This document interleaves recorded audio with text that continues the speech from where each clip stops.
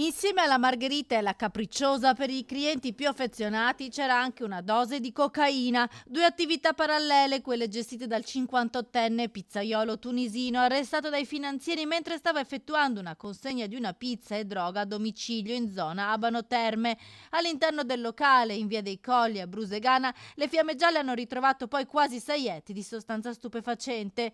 Un'attività fiorente sia take away, un aspetto che ha insospettito i finanzieri che lo vedevano spostarsi e consegnare anche una sola pizza a 10 km di distanza, cosa poco comune per chi ha un'attività di consegna cibo a domicilio.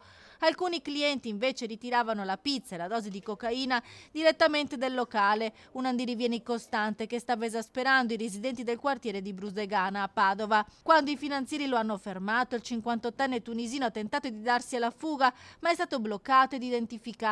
In auto aveva 40 grammi di cocaina e denaro contante. Durante le perquisizioni in pizzeria, in una stanza, sono stati trovati altri 560 grammi di cocaina suddivisa in panetti. La Guardia di Finanza ha messo i sigilli al locale, intestato alla moglie del pusher, ma di fatto gestito unicamente dal 58enne, che ora è stato trasferito nella casa circondariale di Padova.